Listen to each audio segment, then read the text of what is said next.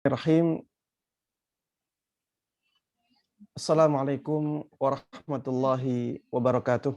Waalaikumsalam warahmatullahi wabarakatuh. Innal hamdalillah nahmaduhu wa nasta'inuhu wa nastaghfiruh wa na'udzu billahi min syururi anfusina wa min sayyiati a'malina. May yahdihillah fala mudhillalah wa may yudlil fala hadiyalah. Wa asyhadu an la ilaha illallah wahdahu la syarikalah wa asyhadu anna Muhammadan abduhu wa rasuluh. Ya ayyuhalladzina amanu ittaqullaha haqqa tuqatih wa la tamutunna illa wa antum muslimun. Amma ba'd, fa inna asdaqal hadithi kitabullah wa khairal huda huda Muhammadin sallallahu alaihi wasallam wa syarral umuri muhdatsatuha fa inna kulla muhdatsatin bid'ah wa kulla bid'atin dhalalah wa kulla dhalalatin finnar. Jamaah sekalian rahimani wa rahimakumullah. Alhamdulillah, Allah Subhanahu wa taala masih memberikan kepada kita umur yang panjang. Alhamdulillah, Allah masih memudahkan kita untuk kembali bertemu dalam kajian ilmiah ini. Mudah-mudahan kita semuanya bisa melakukan amalan yang mulia ini benar-benar ikhlas hanya karena Allah Subhanahu wa taala, bukan karena yang lainnya. Sehingga Allah Subhanahu wa taala mengagungkan pahala amalan ini dan bisa kita jadikan sebagai bekal yang sangat baik untuk kehidupan akhirat nanti. Tidak lupa salawat dan salam semoga selalu terlimpahkan dan tercurahkan kepada Nabi yang sangat kita cintai, Nabi yang sangat kita kagumi, sangat kita junjung tinggi, selalu kita teladani, selalu kita taati dan kita percayai, Nabi Agung Muhammad sallallahu alaihi wasallam. Begitu pula kepada seluruh keluarga beliau, seluruh sahabat beliau, dan seluruh kaum muslimin yang mengikuti beliau dan para sahabatnya dengan baik hingga hari akhir nanti. Ikhwati wa akhwati fillah rahimani wa rahimakumullah. Sebelum kita masuk kepada bab yang disebutkan oleh moderator, tunduk dan patuh kepada hukum Allah, saya ingin meneruskan untuk membaca hadis-hadis yang ada di bab yang sebelumnya yang belum kita baca, yang saya lihat sangat penting untuk kita ketahui. Di antaranya adalah hadis dari sahabat Abu Hurairah radhiyallahu taala anhu. Hadis yang menjelaskan tentang wajibnya kita menjaga sunnah Nabi sallallahu alaihi wasallam. Pentingnya kita menerapkan tuntunan Rasulullah sallallahu alaihi wasallam dalam kehidupan kita. Diriwayatkan dari sahabat Abu Hurairah radhiyallahu taala anhu bahwa Rasulullah sallallahu alaihi wasallam pernah bersabda, "Kullu ummati yadkhuluna al-jannata illa man aba." Semua umatku akan masuk surga kecuali orang yang tidak mau, kecuali orang yang menolaknya. Menolak masuk surga. Mendengar ucapan ini, sebagian sahabat Nabi Muhammad sallallahu alaihi wasallam merasa heran. Kok ada orang yang menolak masuk surga? Maka datanglah pertanyaan kepada Rasulullah sallallahu alaihi wasallam, "Wa man ya'ba ya Rasulullah?" Siapakah yang menolak masuk surga itu wahai Rasulullah sallallahu alaihi wasallam? Maka Rasulullah sallallahu alaihi wasallam mengatakan, "Man ata'ani dakhalal jannah." Barang siapa yang taat kepadaku, maka dia pasti masuk surga. "Wa man 'asani faqad aba." Barang siapa yang bermaksiat kepadaku, tidak mau taat kepadaku, maka dialah orang yang menolak masuk surga. Jamaah sekalian rahimani wa rahimakumullah.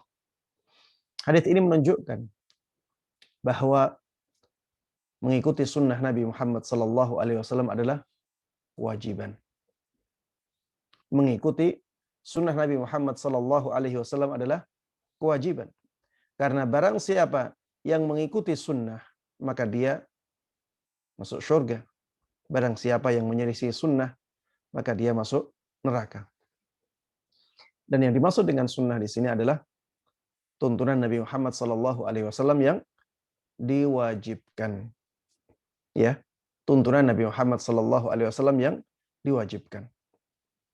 Siapapun yang mentaati Rasulullah sallallahu alaihi wasallam dalam perintah-perintah wajibnya, dalam tuntunan-tuntunannya yang wajib, maka dia akan dimasukkan surga oleh Allah Subhanahu wa taala. Sebaliknya, barang siapa yang tidak mau mentaati Rasulullah sallallahu alaihi wasallam dalam tuntunan wajibnya, maka dia akan dimasukkan oleh Allah Subhanahu wa taala ke dalam nerakanya, dan itulah orang yang menolak masuk surga. Jemaah sekalian rahimani wa rahimakumullah. Ketika kita sudah tahu hadis-hadis seperti ini, maka harusnya kita terapkan dalam kehidupan kita sehari-hari. Apabila kita tahu ada sunnah Nabi Muhammad sallallahu alaihi wasallam, maka bersemangatlah untuk menjalankannya. Dan tidaklah manfaat dari amalan-amalan tersebut kecuali akan kembali kepada kita sendiri. Yang akan merasakan manfaatnya adalah diri kita sendiri. Bersemangatlah untuk menjalankan sunnah Nabi Muhammad SAW. Walaupun kita tahu itu tidak diwajibkan. Apalagi kalau kita tahu bahwa itu adalah sesuatu yang diwajibkan di dalam Islam. Kalau itu kewajiban, maka pahalanya sangat agung. Dan kalau kita tinggalkan, maka kita berdosa. Kalau itu bukan suatu kewajiban tapi anjuran, maka pahalanya pun agung. Kalau kita tinggalkan, maka kita tidak mendapatkan pahala. Padahal umur terus berjalan, kita akan rugi. Makanya jemaah sekalian rahimani wa rahmakumullah, marilah kita semangat untuk menjalankan sunnah Nabi Muhammad sallallahu alaihi wasallam. Amalan-amalan yang tidak sesuai dengan sunnah, mari kita tinggalkan. Amalan-amalan yang tidak jelas dalilnya, mari kita tinggalkan. Karena di sana sudah banyak sekali tuntunan Nabi Muhammad sallallahu alaihi wasallam yang sangat jelas dalilnya dan belum kita lakukan. Jangan sampai kita menjadi orang-orang yang sangat merugi. Kita mengira melakukan banyak amalan kebaikan, ternyata di akhirat nanti tidak ada pahalanya. Man amila amalan laisa alaihi amruna fahuwa rad. Barang siapa yang melakukan amalan tapi tidak sesuai dengan tuntunan kami, maka amalan tersebut ditolak.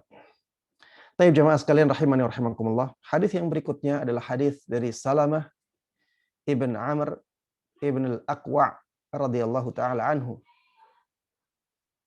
Ini menunjukkan bahwa kita wajib untuk mengagungkan sunnah Nabi Muhammad sallallahu alaihi wasallam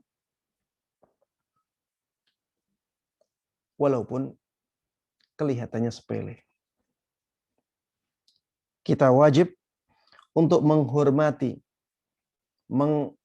memuliakan sunnah Nabi Muhammad sallallahu alaihi wasallam walaupun kelihatannya sepele, remeh. Coba lihat hadis ini. Disebutkan anna rajulan akala 'inda Rasulillah sallallahu alaihi wasallam bishimali. Ada seseorang makan di samping Rasulullah sallallahu alaihi wasallam dengan tangan kirinya. Makan dengan tangan kiri. Dan betapa banyaknya orang di zaman ini yang minum dengan tangan kiri. Dan tidak ada perbedaan dari sisi hukum antara makan dan minum dengan tangan kiri. Tidak boleh. Ada seseorang pernah makan di samping Rasulullah Sallallahu Alaihi Wasallam dengan tangan kirinya. Faqal, maka Rasulullah Sallallahu Alaihi Wasallam mengingkari orang tersebut. Beliau mengatakan, kul biyaminik, makanlah dengan tangan kananmu. Maka orang tersebut mengatakan, la astati', aku tidak bisa. Padahal sebenarnya bisa. Tapi dia sombong. Dia tidak mau mendengar dari Rasulullah Sallallahu Alaihi Wasallam. Kelihatannya sepele, makan ya dengan tangan kanan. Kelihatannya sepele. Orang bisa makan dengan tangan kiri. Dan makan pada asalnya mubah. Makan pada asalnya mubah, bukan ibadah. Tapi lihat ketika orang ini menyepelekan tuntunan Nabi Muhammad Sallallahu Alaihi Wasallam, apa kata Rasulullah Sallallahu Alaihi Wasallam? Beliau mengatakan, lastata'ta, engkau tidak akan mampu makan dengan tangan kanan. Ma mana'ahu illa al-kibr. Tidaklah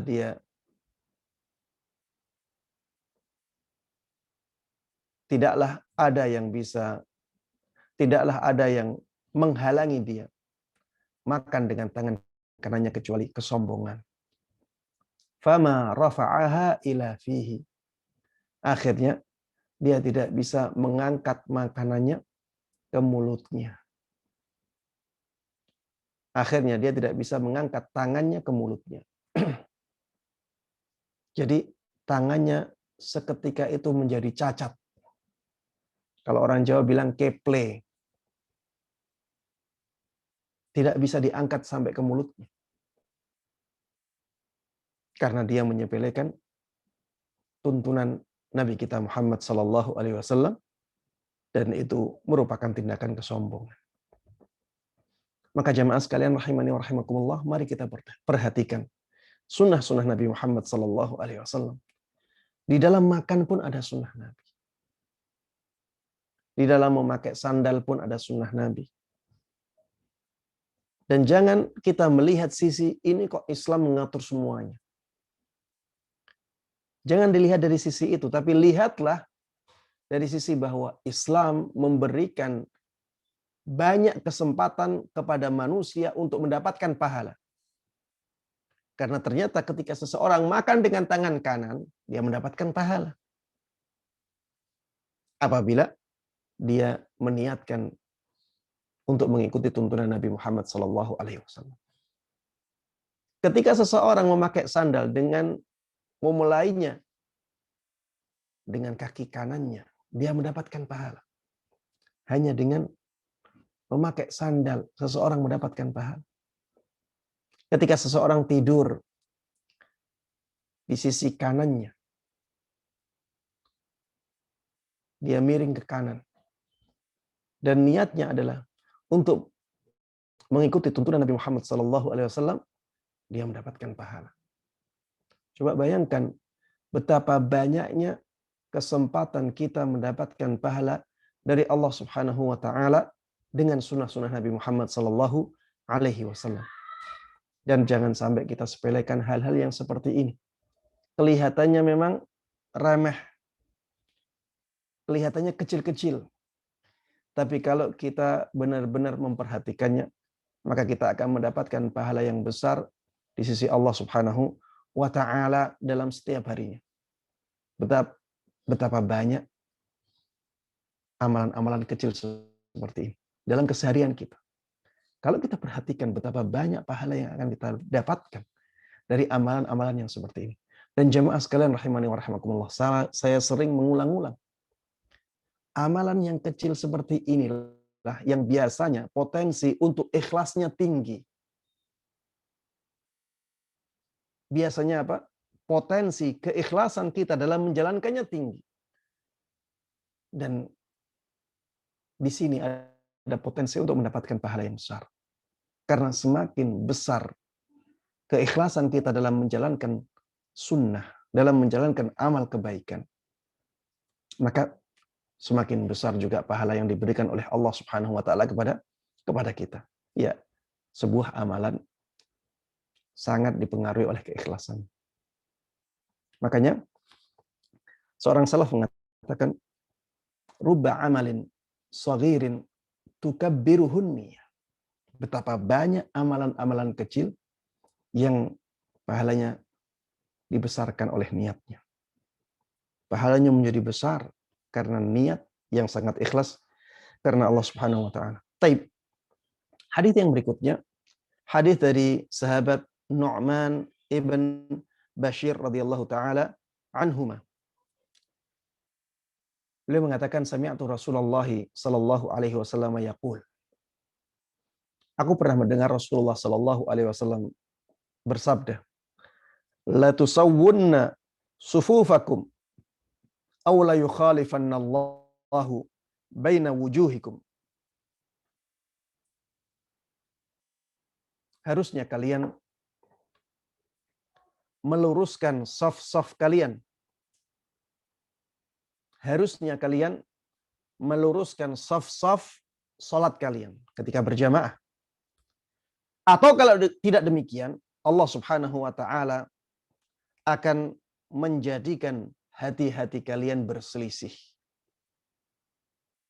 Kalau tidak demikian, Allah Subhanahu wa taala akan menjadikan hati-hati kalian berselisih. Dan ini menjadi dalil bahwa meluruskan shaf itu merupakan sesuatu yang diwajibkan. Karena Rasulullah Shallallahu Alaihi Wasallam memberikan ancaman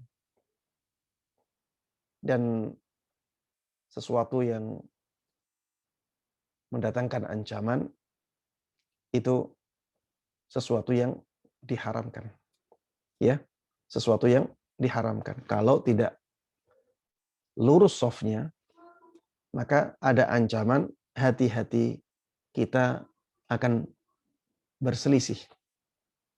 Berarti tidak meluruskan shaf itu kemaksiatan karena mendatangkan ancaman. Berarti meluruskan shaf menjadi wajib.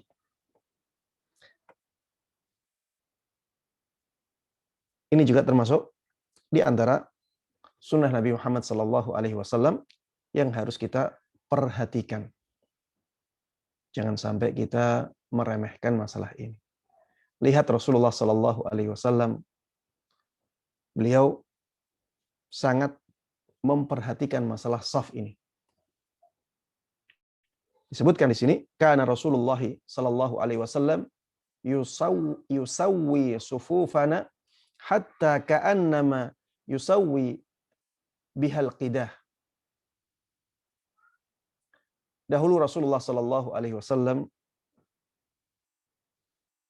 meluruskan shaf-shaf kami seakan-akan beliau meluruskan bulu-bulu yang ada di anak panah.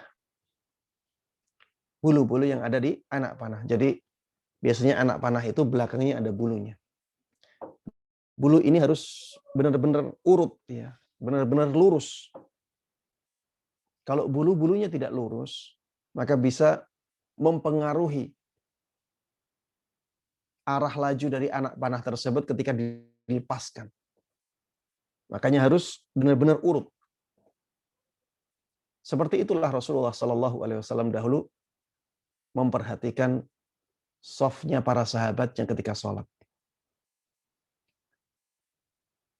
Dan disebutkan di dalam hadis yang lain, seringkali Rasulullah Sallallahu Alaihi Wasallam sampai datang ke akhir shaf untuk memeriksa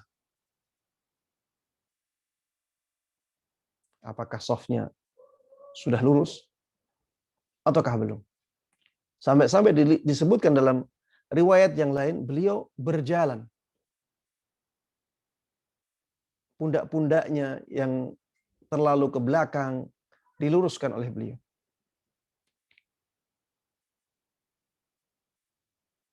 Ini menunjukkan betapa pentingnya shaf yang lurus di dalam salat kita.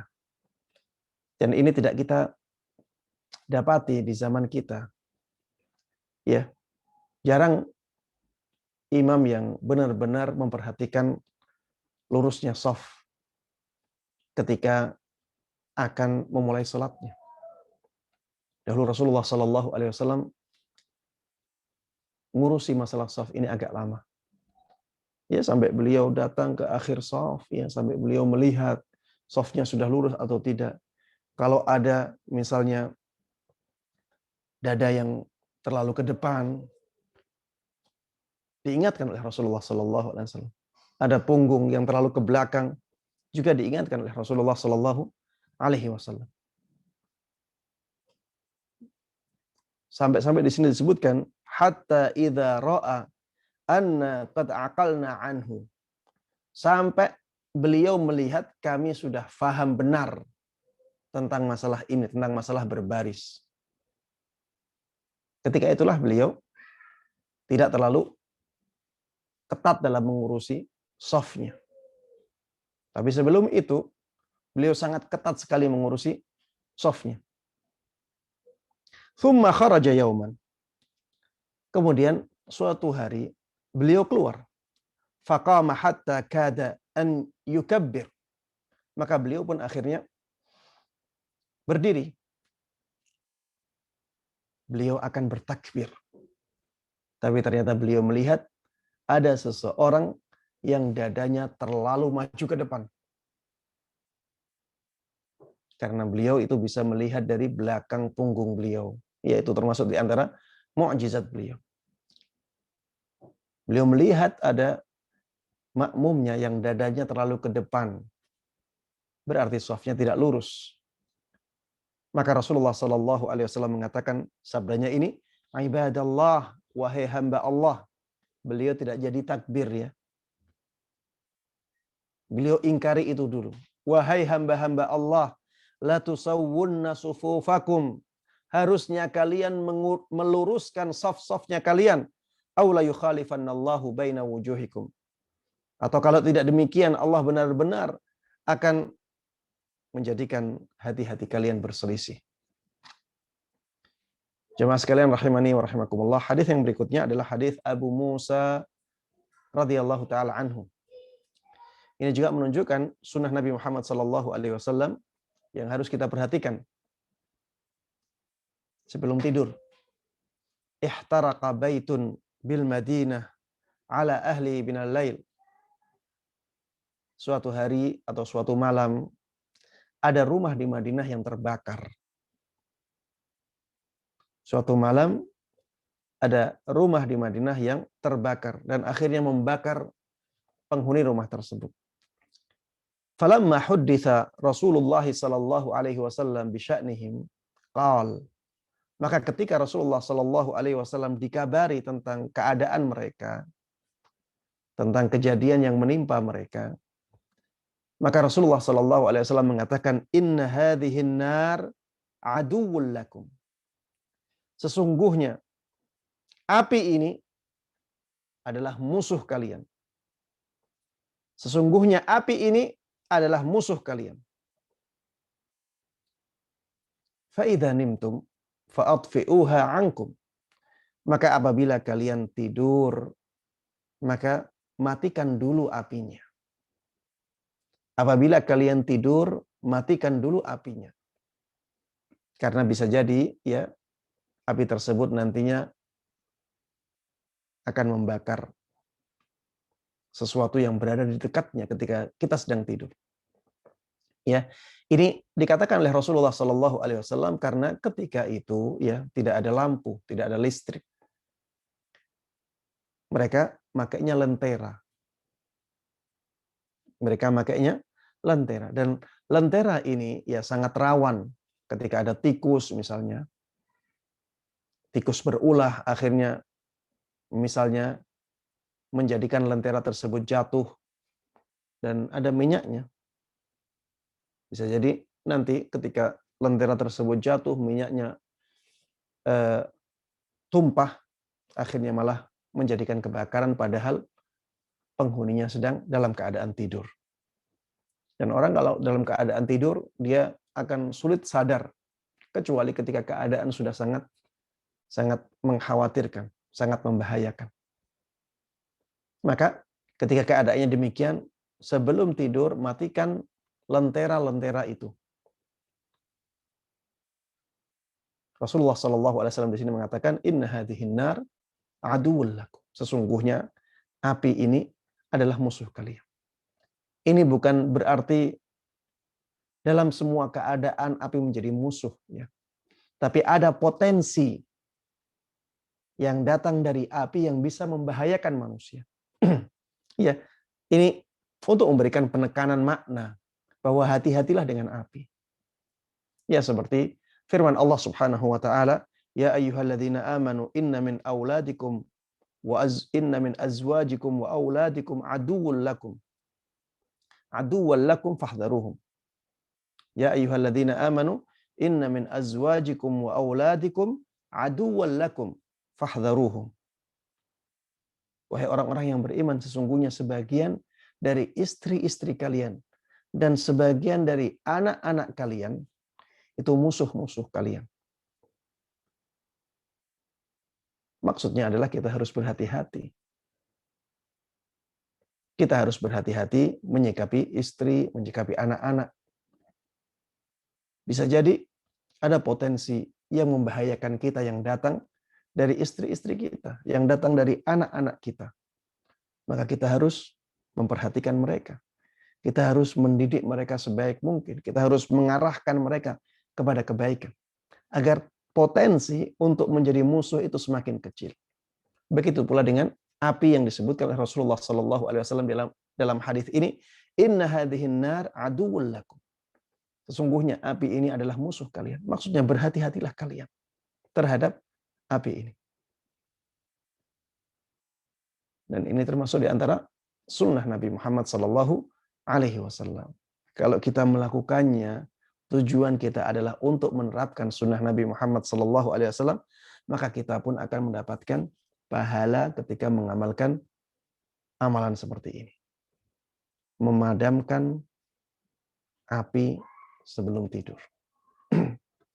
Apakah lampu yang saat sekarang ini kita pakai itu bisa dikiaskan ke lentera? Wallahu ta'ala a'lam, ya. Kalau melihat illahnya, maka tidak bisa dikiaskan. Karena illahnya, ya sebagaimana disebutkan dalam hadis yang lain, itu akan membahayakan ketika misalnya membakar sesuatu yang ada di sampingnya. Atau ada tikus yang berusaha untuk menumpahkan atau merusak lampu lentera itu. Sehingga akhirnya akan membahayakan orang yang ada di rumah itu. Sedangkan lampu yang kita pakai sekarang tidak demikian keadaannya. Kemungkinan untuk membakar sesuatu yang ada di sampingnya kemungkinannya jauh. Begitu pula kemungkinan ada misalnya tikus yang merusaknya, itu juga kemungkinannya kecil. Kemudian kalau rusak, ya misalnya jatuh juga, kemungkinan untuk membakarnya juga kecil. Dan listrik, ya baik lampunya dimatikan ataupun tidak dimatikan sama saja. Punya potensi untuk konslet. Sehingga untuk dikiaskan ke lentera di zaman dulu, ya agak jauh. Tapi meskipun demikian, ya kalau misalnya kita ingin, maka lebih baik kita matikan lampu ya sebelum kita tidur. Karena memang ya dari sisi kesehatan, lampu yang redup ketika tidur itu lebih baik bagi tubuh kita. Baik. Hadis yang berikutnya, hadis tentang perumpamaan keadaan seseorang terhadap ajaran Islam atau tuntunan Nabi Muhammad sallallahu alaihi wasallam.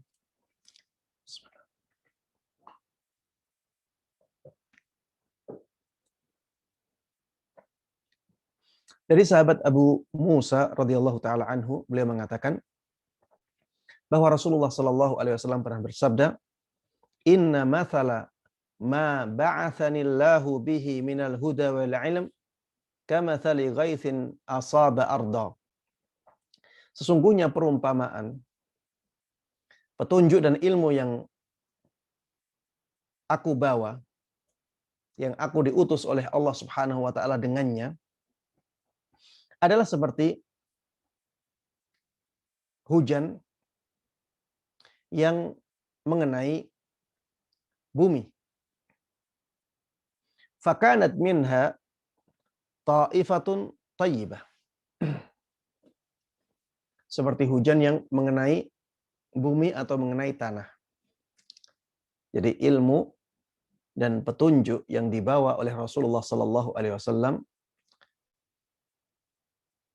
itu seperti hujan. Dan hujan tersebut jatuh ke tanah. Fakanat minha ta'ifatun tayyibah. Di antara tanah-tanah tersebut ada tanah yang baik. Bagaimana tanah yang baik itu? Qabilatil ma fa'ambatatil kala wal ushbal kathir. Tanah yang baik itu tanah yang menerima air dan akhirnya dia bisa menumbuhkan tumbuh-tumbuhan dan rerumputan yang banyak. Inilah tanah yang subur. Bisa menahan air, airnya bisa tertahan di tanah tersebut, dan dia bisa menumbuhkan tumbuh-tumbuhan di atasnya. Wa kana minha ajadib amsakatil ma fanafa'allahu bihan nas. Fasharibu minha wa saqaw wa zara'u. Wa asaba ta'ifatan minha ukhra. Innama hiya qi'an la tumsiku ma'an wa la tumbitu kala'an. Tanah yang kedua adalah tanah yang keras. Tanah yang tandus, tanah padas. Ketika ada air, dia bisa menahan air,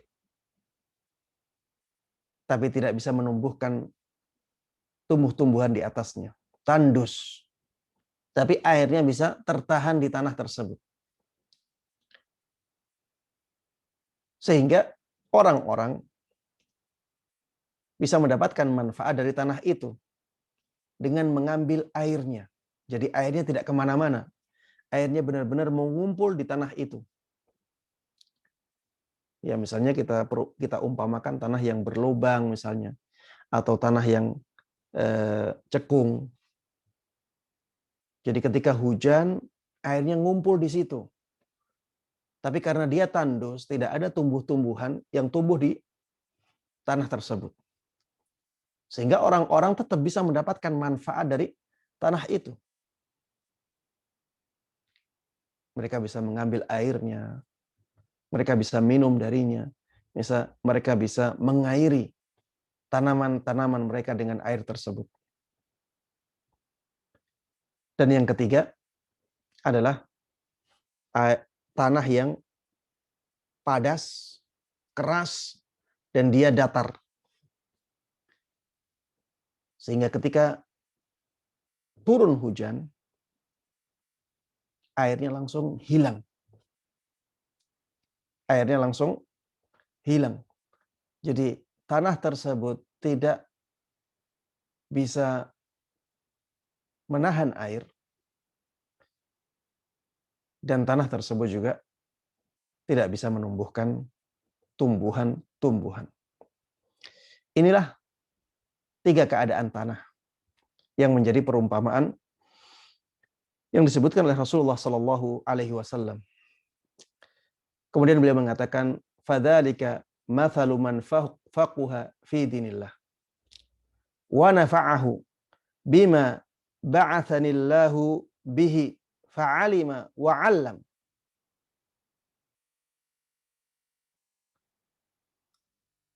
itulah perumpamaan seseorang yang memiliki pemahaman yang mendalam tentang agama Allah Subhanahu wa taala. Sehingga Allah Subhanahu wa taala menjadikannya orang yang benar-benar bermanfaat dengan ilmunya. Dia tahu dan dia bisa mengajarkan pengetahuannya kepada yang lain. Ya, ini orang yang pertama, seperti perumpamaan yang pertama. Seperti tanah tadi yang bisa menahan air, kemudian bisa menumbuhkan tumbuhan-tumbuhan di atasnya. Seperti orang yang menerima petunjuk, menerima ilmu, kemudian dia bisa mengajarkannya kepada orang lain. Dia mendapatkan manfaat, orang lain juga mendapatkan manfaat darinya. Kemudian, wa mathalu man lam yarfa' bidzalika ra'sa wa lam yaqbal hudallah alladzi ursiltu bihi. Dan perumpamaan orang yang terakhir, perumpamaan yang terakhir adalah orang yang tidak memperhatikan petunjuk sama sekali. Dia tidak menerima hidayah dan orang lain juga tidak bisa mendapatkan manfaat darinya. Ini di sini Rasulullah Shallallahu Alaihi Wasallam menyebutkan dua orang saja ya. Menyebutkan dua orang saja, padahal di perumpamaannya Rasulullah Shallallahu Alaihi Wasallam menyebutkan 3 tanah. Kalau di dalam riwayat yang lain disebutkan 3 orang, di dalam riwayat ini disebutkan 2 orang. Kalau kita ingin lebih detail ya, sebagaimana ada dalam riwayat lain ya, ada orang-orang yang menampung ilmu tapi kurang memahaminya. Dia menampung ilmu tapi kurang memahaminya. Akhirnya banyak orang-orang yang mengambil ilmu dari dia kemudian dipahami oleh mereka. Seperti misalnya orang yang hafal hadis banyak tapi dia kurang memahami hadis-hadis tersebut. Akhirnya riwayat hadisnya diambil oleh orang lain, diajarkan oleh orang lain, kemudian orang lain tersebut yang memahami hadis-hadis itu. Itu perumpamaan yang kedua, ya. Itulah orang yang kedua yang diumpamakan seperti tanah yang bisa menampung air tapi dia tidak bisa menumbuhkan rumput. Itu yang tidak disebutkan dalam riwayat ini. Jadi orang yang pertama, orang yang bisa menampung ilmu, memahaminya, kemudian mengajarkannya kepada orang lain. Itu seperti tanah yang subur, mendapatkan air, dia bisa menahan air dan bisa menumbuhkan tumbuhan di atasnya. Perumpamaan yang kedua yang tadi, ya. Jadi orang tersebut mendapatkan ilmu agama banyak, mendapatkan riwayat hadis Nabi Muhammad SAW banyak, mungkin menghafalkan Al-Quran, mungkin menghafalkan kitab-kitab mutun, ya, mutun hadis, mutun fikih dan yang lainnya, tapi kurang bisa memahaminya dengan baik. Tapi dia bisa mengajarkannya kepada orang lain yang bisa punya pemahaman yang lebih baik dari dia. Ini seperti air yang bisa menampung, seperti tanah yang bisa menampung air, tapi tidak bisa menumbuhkan tanaman. Orang-orang masih bisa mengambil airnya, masih bisa mendapatkan manfaat darinya. Kemudian orang yang ketiga, orang yang tidak mengambil ilmu agama sama sekali. Dia tidak mau. Ada orang-orang yang demikian, disuruh belajar agama tidak mau. Dia tidak mempedulikan masalah itu sama sekali. Orang yang demikian ya seperti tanah yang tidak bisa menahan air dan dia juga tanah yang tandus. Jadi mau ada hujan berapa kali setahun, ratusan kali setahun, tetap saja tanahnya tandus dan tidak bisa menahan air. Justru kalau hujannya terlalu banyak, malah akan mendatangkan bahaya bagi orang-orang yang di sekitarnya, karena akan terjadi banjir. Taib. Jamaah sekalian rahimani wa rahimakumullah, jadilah orang yang pertama kalau bisa. Jadilah orang yang ketika datang hidayah, ketika datang ilmu, ketika datang sunnah, menerima, memasukkannya di dalam hati, kemudian menerapkannya, dan mengajarkannya kepada orang lain. Itulah yang paling afdal, itulah yang paling baik, dan itulah orang-orang yang mulia di sisi Allah Subhanahu wa taala. Hadis yang ke-8 jemaah sekalian rahimani wa rahimakumullah, hadis dari sahabat Jabir radhiyallahu taala anhu. Beliau mengatakan bahwa Rasulullah sallallahu alaihi wasallam pernah bersabda, "Matsali wa matsalukum."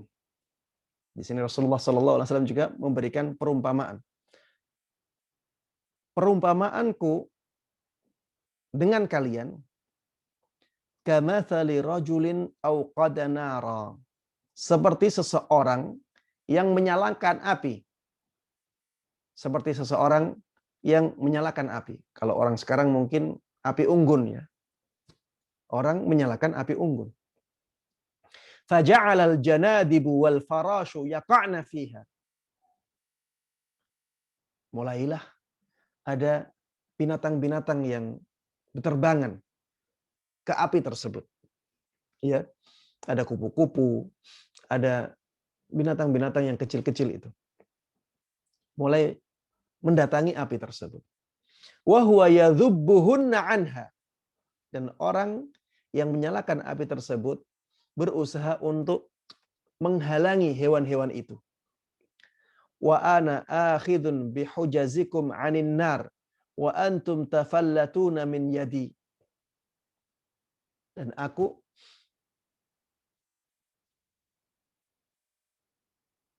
mengambil tali ikatan pinggang kalian. Aku menarik tali ikatan pinggang kalian agar kalian tidak jatuh ke neraka. Akan tetapi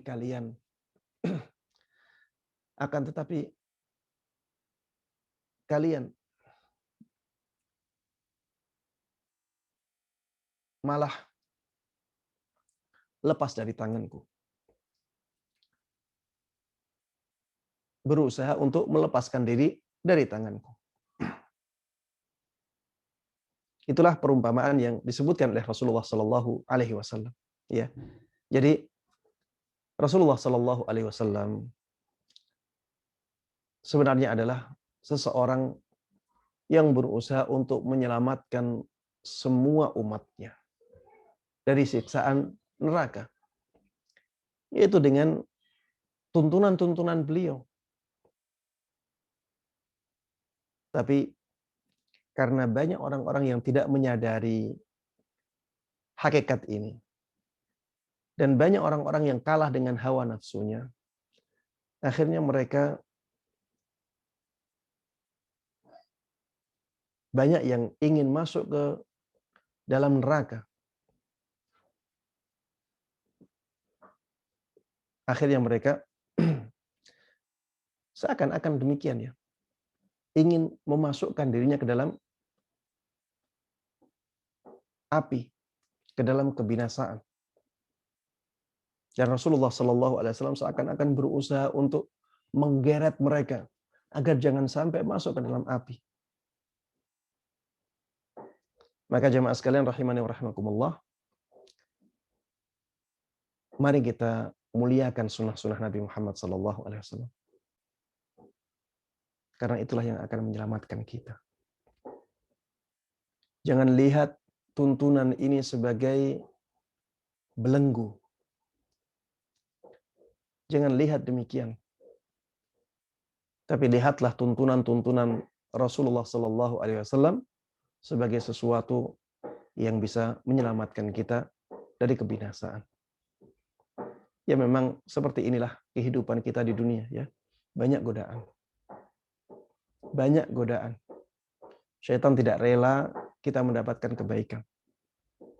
Syaitan tidak rela kita mendapatkan kebahagiaan yang hakiki, kemuliaan yang sejati. Karena iblis sudah bersumpah di hadapan Allah Subhanahu wa taala bahwa dia akan menjerumuskan manusia ke dalam neraka. Sehingga tidak mungkin ya. Tidak mungkin iblis membiarkan kita bahagia, mulia, baik di dunia ini maupun di akhirat nanti. Dan banyak orang-orang yang tergoda dengan godaan mereka. Apalagi di zaman kita ya. Bermaksiat disuruh bayar mau. Tapi kalau ibadah gratisan tidak mau. Coba lihat masjid-masjid yang ada di sekitar kita. Berapa yang masuk dari kaum muslimin ke dalamnya? Sedikit. Coba lihat di waktu subuh. Berapa kaum muslimin yang ada di sekitar masjid itu? Tapi yang masuk di masjid itu berapa orang? Sedikit. Padahal gratis. Lihat sebaliknya. Tempat-tempat hiburan yang ada kemaksiatan di dalamnya banyak sekali. Konser-konser musik. Masuk bayar. Dan seringkali bayarnya tidak murah. Tapi banyak sekali orang yang masuk ke dalamnya. Jemaah sekalian rahimani wa rahimakumullah. Mari kita selamatkan diri kita masing-masing. Ya ayyuhalladzina amanu qu anfusakum wa ahlikum nara. Wahai orang-orang yang beriman, jagalah diri kalian dan jagalah keluarga kalian dari api neraka. Mari kita perhatikan diri kita, mari kita perhatikan keluarga kita agar mereka selamat dengan sunnah-sunnah Nabi Muhammad sallallahu alaihi wasallam. Hadis yang berikutnya jemaah sekalian rahimani wa rahimakumullah, hadis tentang sunnah untuk menjilat jari jemari kita setelah kita makan. Dan ini merupakan sunnah. Ini merupakan tuntunan Nabi kita Muhammad sallallahu alaihi wasallam.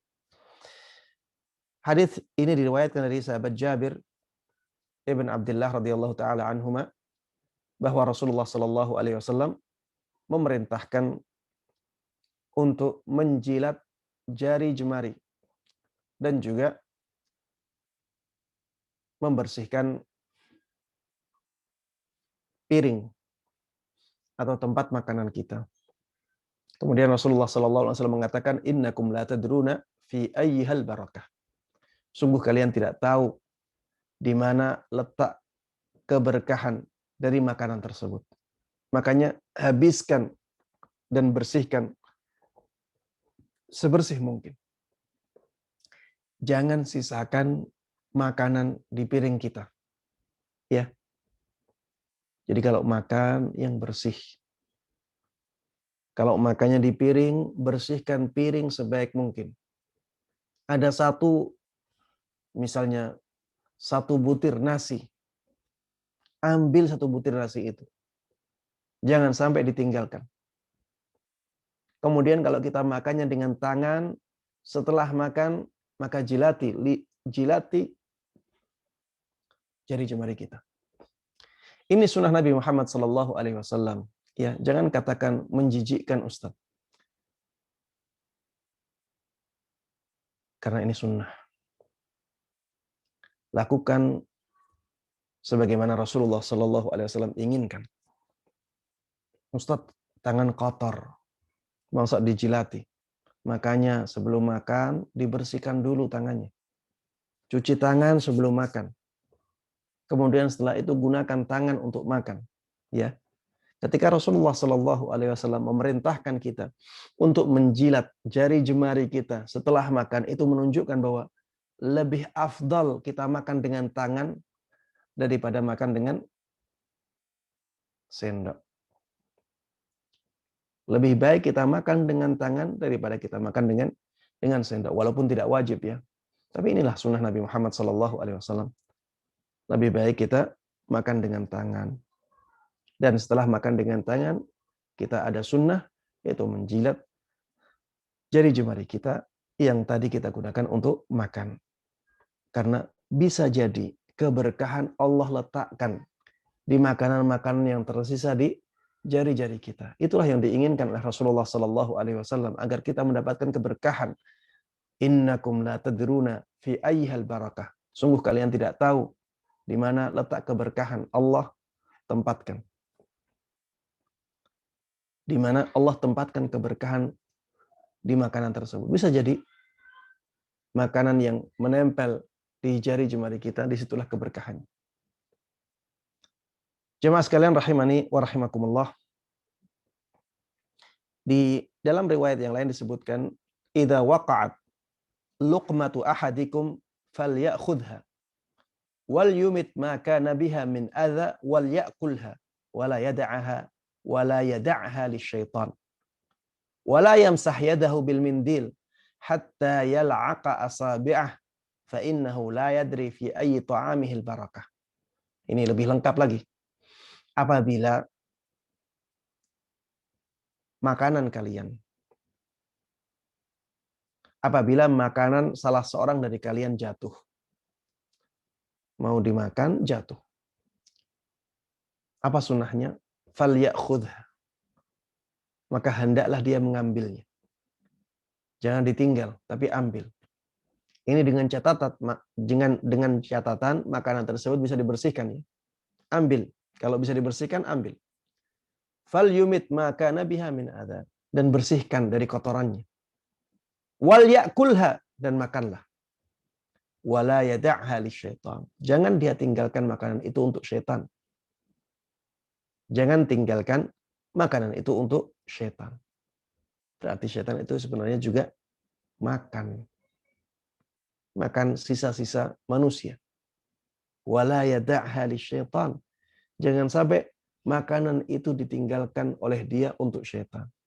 Imam Nawawi rahimahullahu ta'ala ketika mensyarah hadis ini, beliau mengatakan, kalau misalnya makanan tersebut tidak bisa dibersihkan, jangan dia tinggalkan untuk syaitan. Kasihkan hewan. Mungkin ada hewan yang mau makanan tersebut. Kasihkan hewan. Agar tidak dimakan oleh syaitan. Ini perkataan dari Imam Nawawi rahimahullahu ta'ala ketika mensyarah hadis ini. Kemudian beliau mengatakan, wala yamsah yadahu bil mindil. Jangan dia mengusap atau membersihkan tangannya dengan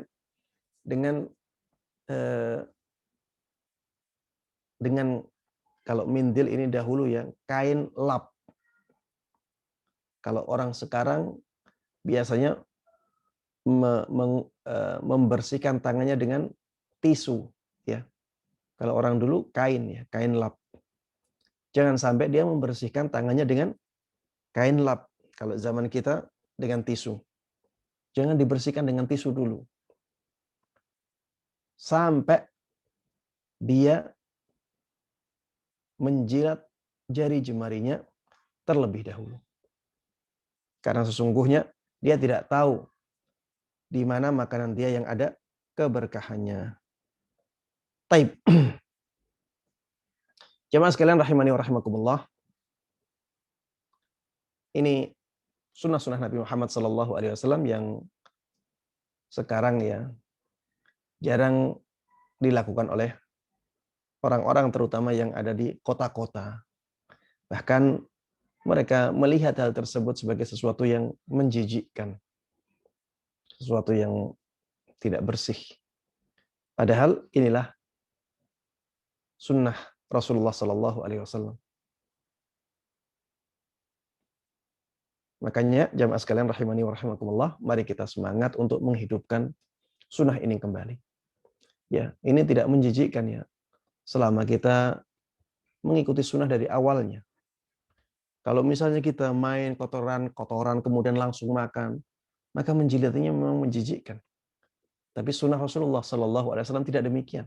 Sebelum makan, kita disunahkan untuk mencuci tangan kita dengan sebaik mungkin. Setelah dicuci bersih, kemudian gunakan untuk makan. Dan setelah makan, kita bisa menjilatinya. Jamaah sekalian rahimani wa rahimakumullah, ada hadis-hadis yang lain, namun saya lewati saja. Saya ingin langsung ke hadis dari sahabat Umar ibn al-Khattab radhiyallahu taala anhu, dan ini menunjukkan atau memberikan pelajaran yang sangat berharga bagi kita. Dari Abis ibn Rabi'ah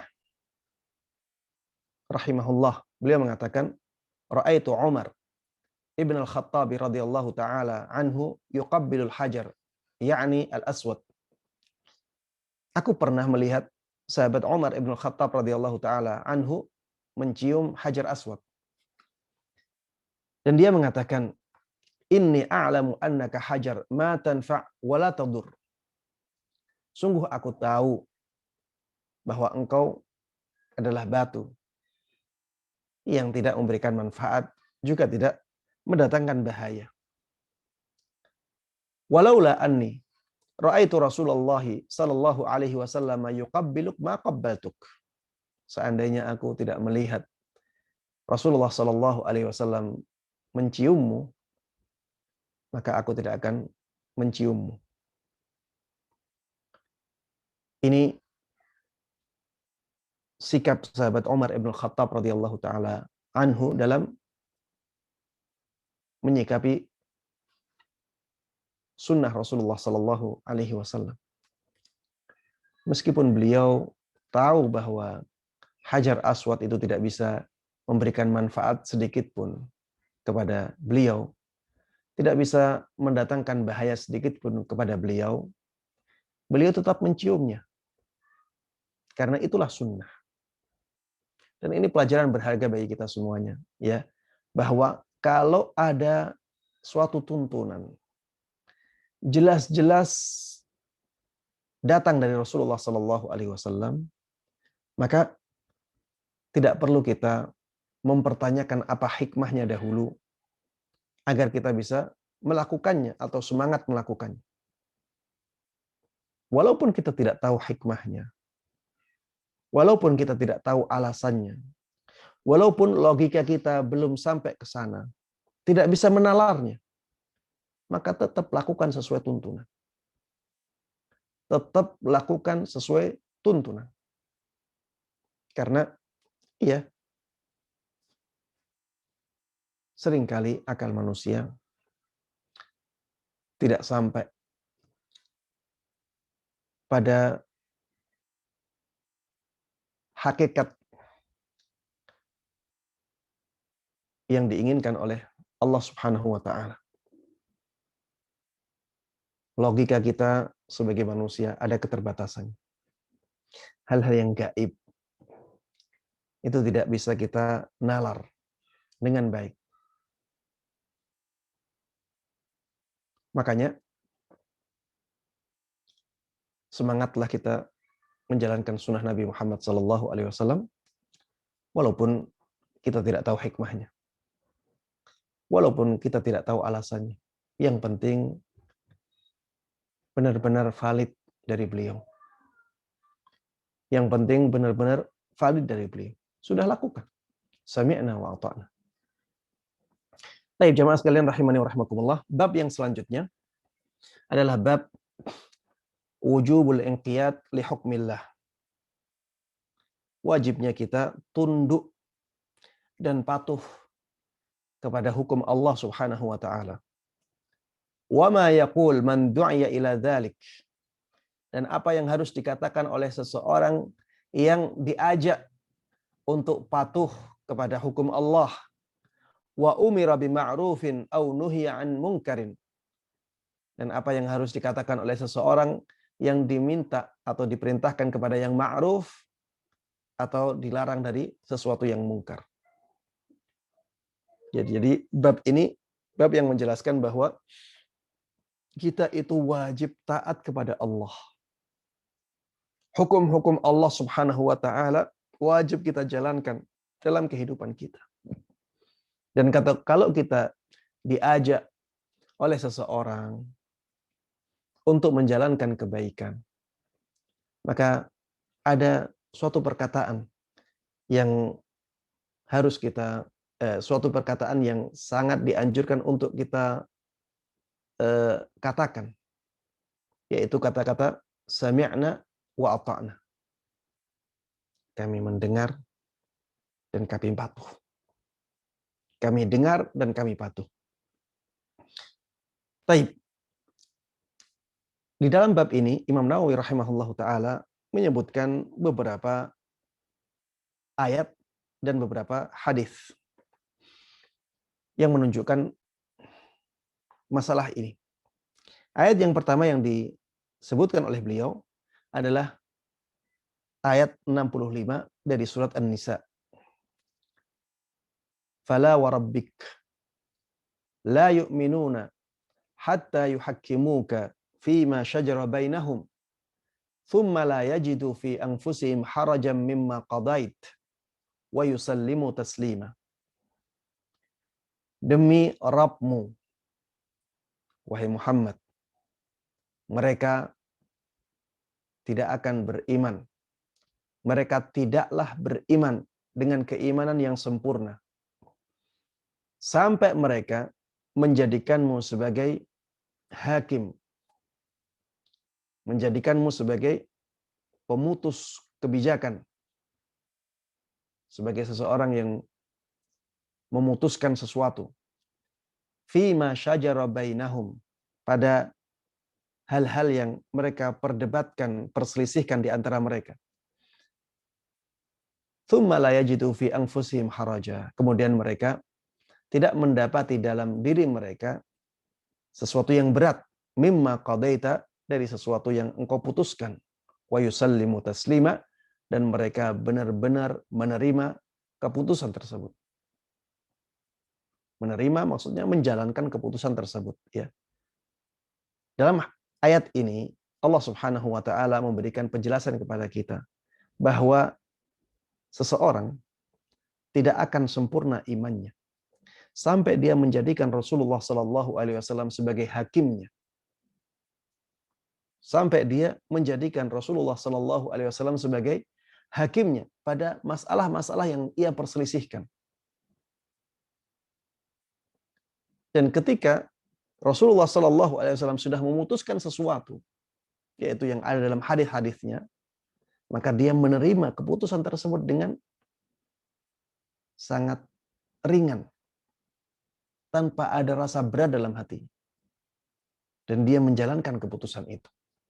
Itulah seorang mukmin yang sempurna keimanannya.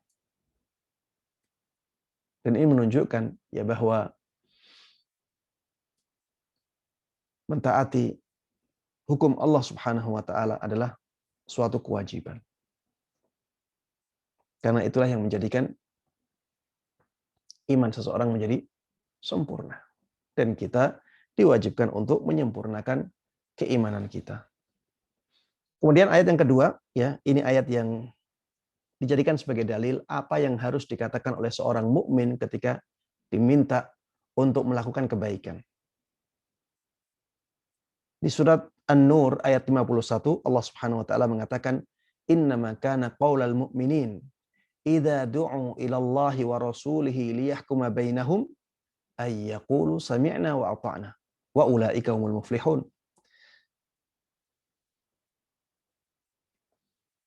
Sungguh perkataan kaum mukminin ketika mereka diajak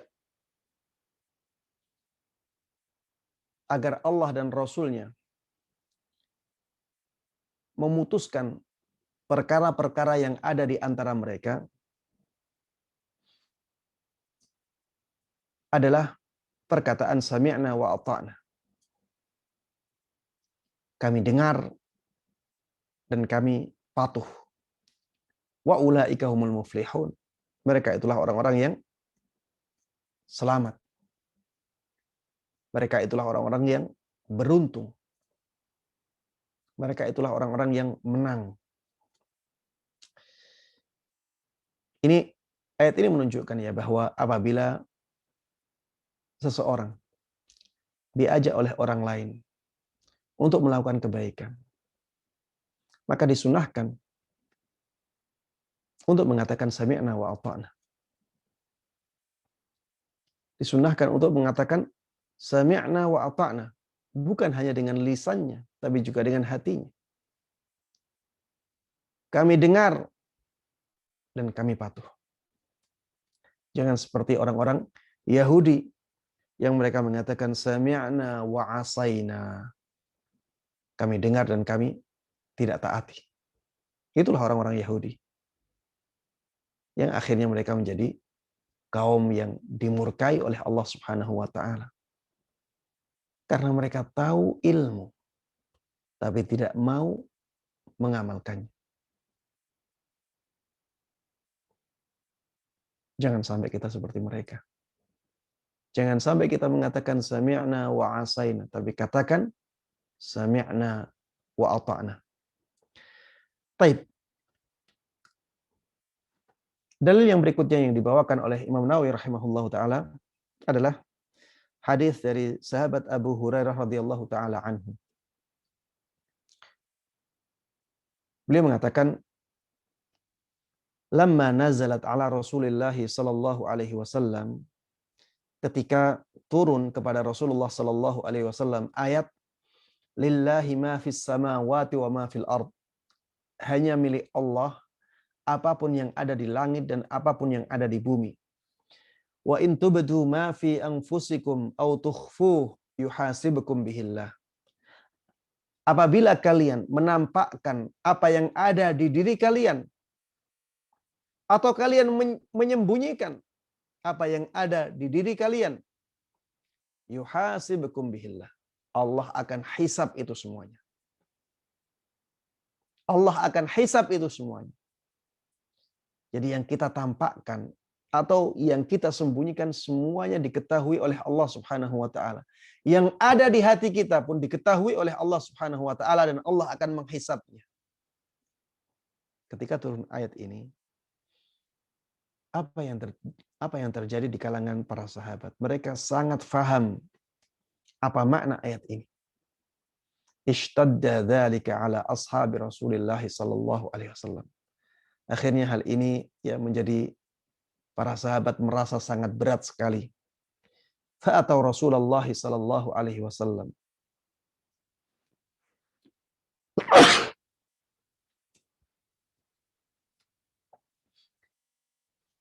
Alhamdulillah. Maka mereka pun mendatangi Rasulullah sallallahu alaihi wasallam. Tsumma baraku 'ala rukab. Kemudian mereka bersimpuh di hadapan Rasulullah sallallahu alaihi wasallam dalam keadaan duduk tapi dalam keadaan bertumpu di atas lutut. Ya, bertumpu di atas lutut, ya kayak jongkok. Jadi mereka menempelkan atau menumpukan tubuh mereka di atas lutut-lutut mereka. Tidak duduk secara sempurna, tapi juga tidak berdiri secara sempurna. Ya, setengah berdiri, setengah duduk. Ini kalau kita melihat syarahnya ya, ini menunjukkan bahwa mereka itu dalam keadaan sedang tidak tenang. Makanya sampai seperti itu. Mereka datang kepada Rasulullah sallallahu alaihi wasallam dan akhirnya bersimpuh di hadapan Rasulullah dalam keadaan seperti itu duduknya. Dan mereka mengatakan, "Ai Rasulullah, kullifna minal a'mali ma nutiq." Wahai Rasulullah sallallahu alaihi wasallam, sungguh sebelumnya kami telah diberikan beban amal-amal yang banyak, tapi itu masih kita mampu. Kita dibebani amalan salat, kita dibebani amalan jihad, kita dibebani amalan puasa, juga sedekah. Itu semuanya kami mampu. Kami lakukan salat, kami lakukan jihad, kami lakukan puasa, kami lakukan sedekah. Kemudian turun ayat ini kepadamu wahai Rasulullah sallallahu alaihi wasallam dan kami sekarang tidak mampu. Itu sesuatu yang tidak kami mampu. Mereka takut sekali, ya. Karena Allah Subhanahu wa taala menghisab, menghitung apapun yang dilakukan oleh hati. Dan kadang-kadang ya hati tidak bisa dikendalikan. Itu sesuatu yang sangat sulit bagi para sahabat Nabi Muhammad sallallahu alaihi wasallam. Wa in tubdu ma fi anfusikum aw tukhfuhu yuhasibukum bihillah. Apabila kalian tampakkan sesuatu pada diri kalian atau kalian sembunyikan sesuatu pada diri kalian, Allah akan hisab semuanya. Ya.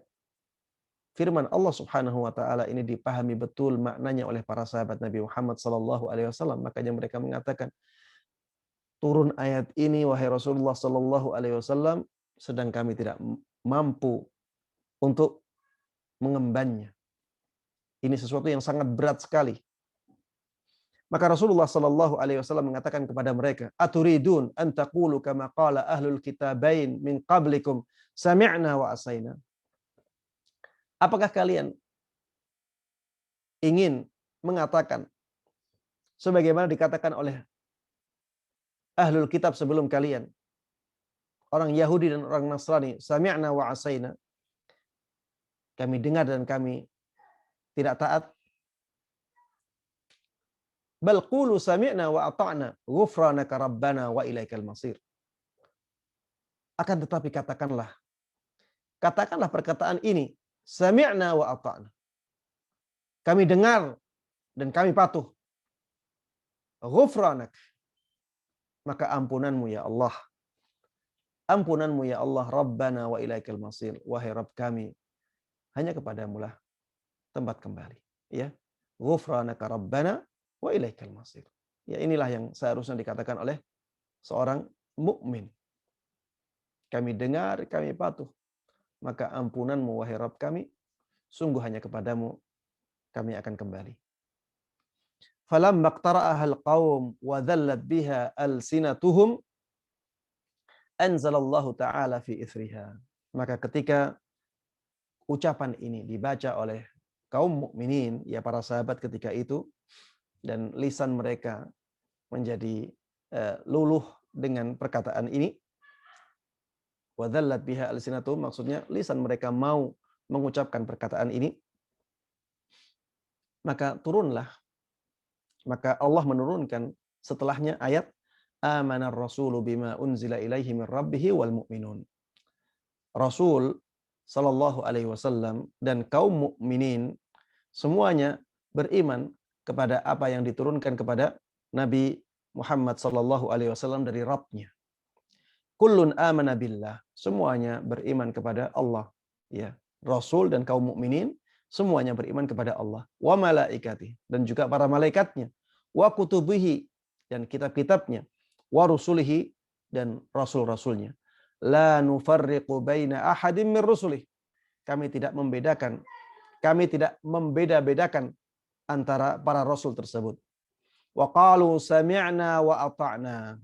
Dan mereka mengatakan sami'na wa ata'na ghufranaka rabbana wa ilaikal masir. Jadi Rasulullah sallallahu alaihi wasallam dan kaum mukminin mengatakan perkataan ini. Kami dengar dan kami patuh. Maka ampunanmu wahai Rabb kami, hanya kepadamu lah tempat kembali. Falamma fa'alu dzalik. Maka setelah mereka melakukan hal tersebut, nasakhahallahu ta'ala, maka Allah menasakh ayat yang tadi, yaitu wa in tubdu ma fi anfusikum aw tukhfuhu yuhasibukum bihillah. Allah akhirnya hapus hukum ayat ini. Ayat tersebut tadi bunyinya, apabila kalian menampakkan sesuatu pada diri kalian atau menyembunyikan sesuatu dalam diri kalian, Allah akan hisab semuanya. Allah hapus ayat ini. Maksudnya menghapus hukumnya. Karena bacaannya masih ada. Tapi hukumnya telah dihapus oleh Allah Subhanahu wa taala dengan ayat yang terakhir dari surat Al-Baqarah, la yukallifullahu nafsan illa wus'aha. Allah tidak membebani seseorang kecuali sesuai dengan kemampuannya. Laha ma kasabat wa 'alaiha maktasabat. Bagi siapapun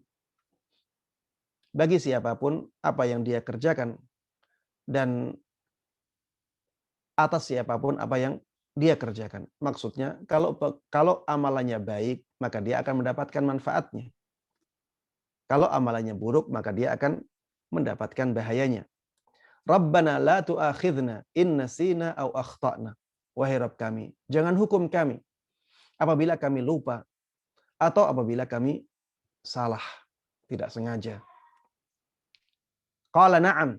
Maka Allah Subhanahu wa taala mengatakan, iya. Maksudnya Allah tidak akan menghukum seseorang apabila dia melakukan suatu kesalahan karena dia lupa. Allah tidak akan menghukum seseorang apabila dia melakukannya karena ketidaksengajaan. Rabbana wala tahmil alaina isran kama hamaltahu 'alal ladzina min qablina. Wahai Rabb kami, jangan Engkau bebankan kepada kami sesuatu yang berat sebagaimana Engkau bebankan kepada orang-orang sebelum kami. Qala na'am. Maka Allah Subhanahu wa taala mengatakan iya. Allah kabulkan doa ini.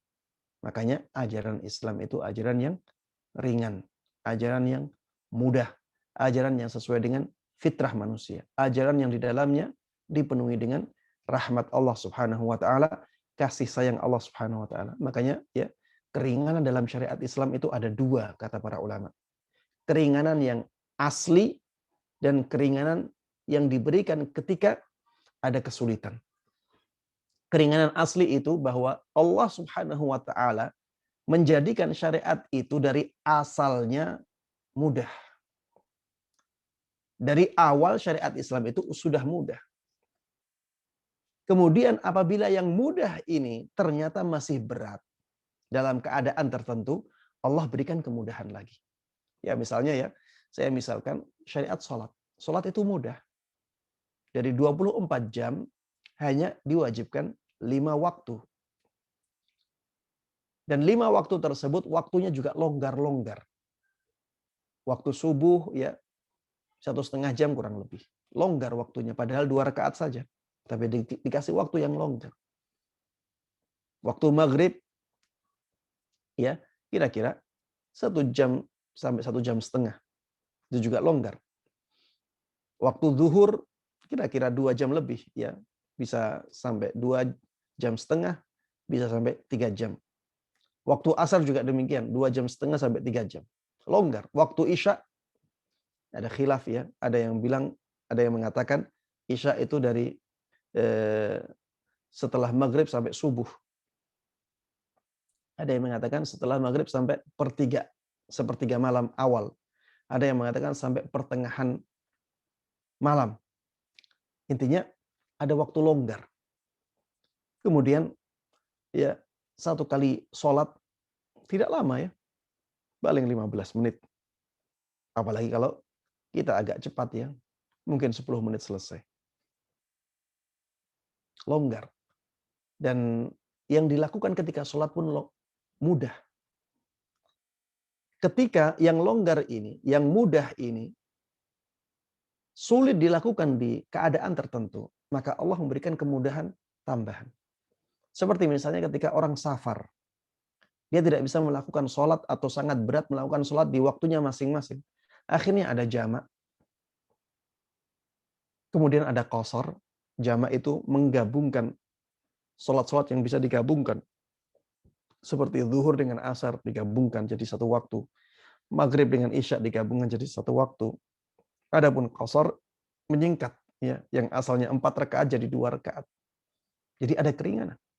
Kalau misalnya orang sakit, dia boleh menjamak. Dan kalau dia bukan orang yang musafir, tidak boleh qasar. Ya. Tapi dibolehkan menjamak. Menjamak zuhur dengan asar. Menjamak maghrib dengan isya. Bisa jamak di awal waktu, bisa jamak di akhir waktu. Kemudian kalau orang sakit, misalnya dia tidak bisa berdiri, dia bisa duduk. Itulah syariat Islam. Dari awal dibuat mudah oleh Allah Subhanahu wa taala. Kalau sesuatu yang mudah ini masih berat dilakukan di keadaan-keadaan tertentu, Allah Subhanahu wa taala memberikan kemudahan tambahan. Kemudian ayat yang selanjutnya, Rabbana wala tuhammilna ma la taqata lana bih. Wahai Rabb kami, jangan Engkau bebankan kepada kami sesuatu yang kami tidak mampu memikulnya. Sesuatu yang kami tidak mampu melakukannya. Maka Allah katakan, na'am, iya. Maksudnya Allah kabulkan permintaan ini. Makanya ya dalam syariat Islam tidak ada hal-hal yang tidak bisa dilakukan oleh seseorang. pasti ada gantinya dan gantinya bisa dilakukan oleh seseorang. Misalnya ada orang yang kelaparan, dia tidak bisa mendapatkan sesuatu yang halal. Ada di depannya babi. Maka ketika dia keadaannya darurat seperti itu, kalau tidak makan dia mati, maka dia boleh makan babi, diberikan keringanan oleh syariat. Inilah syariat Islam, ya. Syariat yang benar-benar dipenuhi dengan rahmat Allah Subhanahu wa taala. Wa'fu 'anna waghfir lana warhamna anta maulana fansurna 'alal qaumil kafirin. Maafkan kami ya Allah, berikanlah ampunan kepada kami dan rahmatilah kami. Engkaulah pelindung kami, maka bantulah kami, menangkanlah kami atas orang-orang kafir. Qala na'am. Allah mengatakan lagi, na'am, iya. Inilah hadis yang sangat mulia, yang sangat banyak sekali pelajaran-pelajaran berharga yang bisa kita ambil dari hadis yang panjang ini. Ya, namun karena sempitnya waktu, ya, insya Allah yang sudah kita sampaikan ya mewakili apa yang diinginkan oleh Imam Nawawi rahimahullah taala ketika menyebutkan hadis ini untuk menjelaskan tentang wajibnya kita tunduk kepada hukum Allah Subhanahu wa taala dan apa yang harus kita katakan ketika kita diminta untuk melakukan kebaikan, diminta untuk meninggalkan keburukan, ya, yaitu perkataan sami'na wa ata'na. Taib, demikian yang bisa Ana sampaikan dalam kesempatan kali ini. Mudah-mudahan bermanfaat bagi kita semuanya. Mudah-mudahan Allah berkahi ilmu kita dan mudah-mudahan Allah Subhanahu wa taala menjadikan kita semuanya orang-orang yang mendapatkan taufiknya, bisa menerapkan ilmu agama yang sampai kepada kita dan kita juga bisa menyebarkannya kepada orang lain dengan baik dan mudah. Amin amin ya rabbal alamin. Wassallallahu wasallam wa baraka ala nabiyina Muhammadin wa ala alihi wa sahbihi wa man tabi'ahum bi ihsanin ila yaumiddin. Alhamdulillahi rabbil alamin. Alhamdulillahirrahmanirrahim. Masya Allah. Barakallahu fikum wa jazakallahu khair Ustaz atas paparan yang telah diberikan. Semoga bermanfaat bagi kita semua. Amin. Ya rabbal alamin. Baik, kita berlanjut ke sesi pertanyaan. Saat ini ada satu penanya yang akan bertanya langsung dan 4 pertanyaan dalam kolom chat. Saya persilahkan untuk peserta kajian Raska ya. Silakan.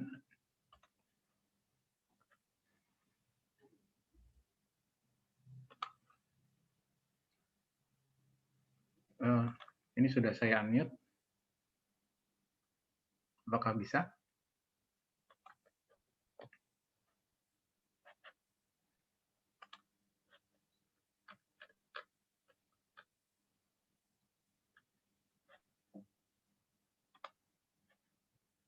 Baik, karena tidak bisa, saya langsung pertanyaan di kolom chat saja Pak Ustadz.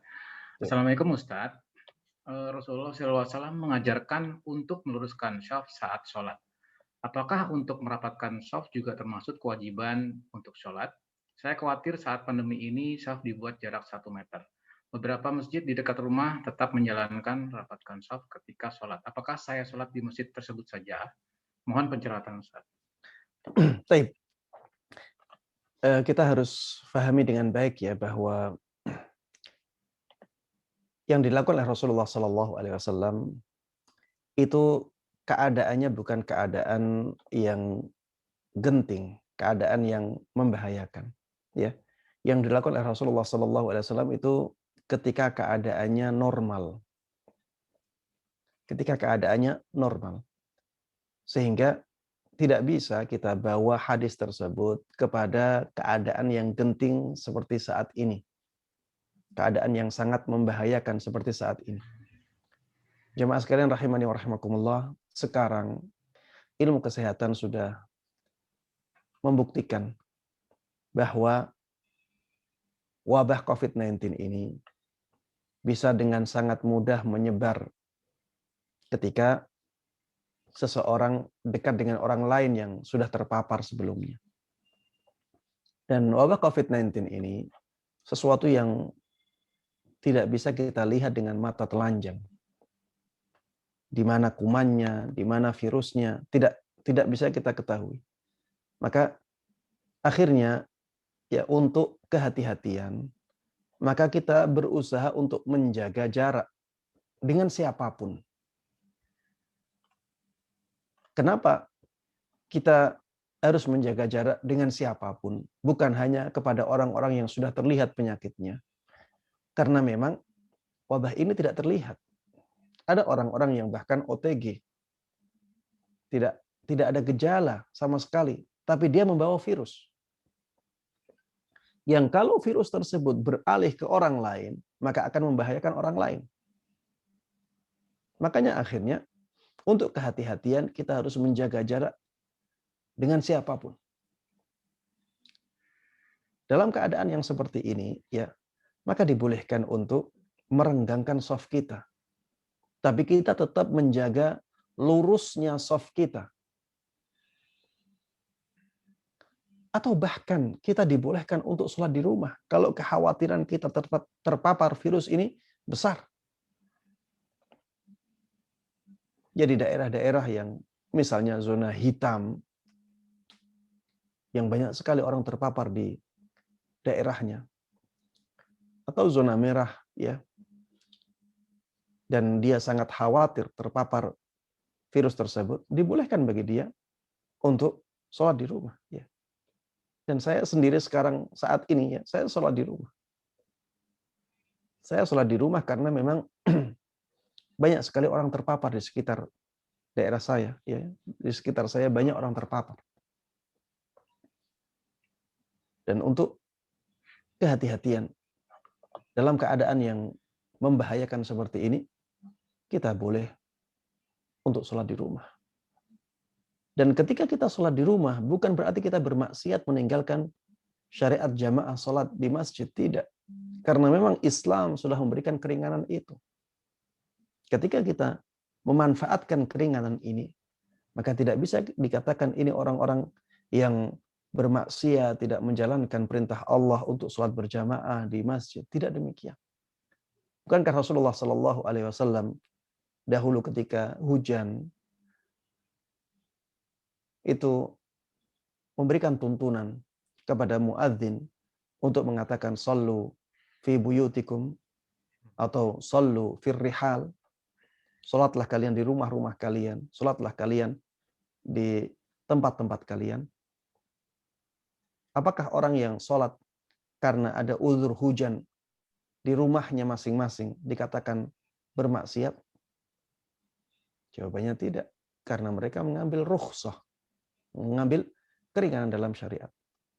Kalau hanya karena hujan saja dibolehkan untuk sholat di rumah, apalagi karena wabah yang bahayanya lebih besar daripada sekedar terkena hujan atau kesulitan untuk ke masjid ya karena misalnya jalannya belum diaspal.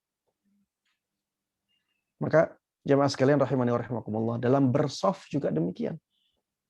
Dalam bershaf juga demikian. Kalau misalnya ya bershaf dengan cara yang rapat itu membahayakan keselamatan jiwa kaum muslimin, maka dibolehkan. Dibolehkan untuk merenggangkan shaf. Ya, sehingga hadis-hadis yang memerintahkan kita untuk merapatkan shaf, memerintahkan kita untuk tidak memberikan tempat kepada setan di celah-celah shaf kita, itu berlaku dalam keadaan normal, ya. Itu berlaku pada keadaan-keadaan yang normal. Apabila keadaan-keadaan yang membahayakan kita alami, maka kita diberikan keringanan untuk merenggangkan shaf. Tapi saya sampaikan tadi, kita tetap menjaga sesuatu yang masih bisa kita usahakan. Ya, seperti misalnya meluruskan shaf. Masih bisa. Ya. Mala yudraku kulluhu la yutraku kulluh. Sesuatu yang tidak bisa kita dapatkan semuanya, kita tidak tinggalkan semuanya. Kita tetap melakukan apa yang bisa kita lakukan. Meluruskan shaf masih tidak membahayakan kita. Tapi merapatkan shaf, ya ini membahayakan kita. Kecuali pada lingkungan-lingkungan yang masih steril, ya, dan tidak ada orang lain yang masuk ke lingkungan tersebut, maka merapatkan shaf masih dimungkinkan. Tapi kalau misalnya sholatnya di masjid yang di masjid tersebut orang-orang berlalu lalang, maka ini sangat membahayakan.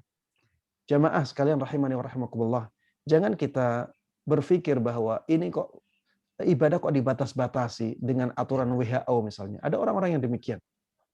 Ini WHO kok masuk-masuk ke tata cara ibadah kaum muslimin. Jamaah sekalian rahimani wa rahimakumullah. Coba bayangkan, kalau misalnya kaum muslimin yang taat beribadah, akhirnya terpapar wabah ini. Banyak dari mereka yang meninggal. Apakah kita tidak bersedih? Bukankah sudah terbukti banyak orang yang meninggal karena wabah ini? Sebelum wabah terjadi, apakah rumah sakit itu tidak sefull? Apakah rumah sakit itu full seperti ketika wabah ini terjadi? Kalau wabah itu tidak ada, kalau COVID-19 itu tidak ada, kenapa ada perbedaan sebelum adanya wabah ini dengan setelah adanya wabah ini di rumah sakit? Kenapa sekarang ada tenda-tenda darurat di rumah sakit itu?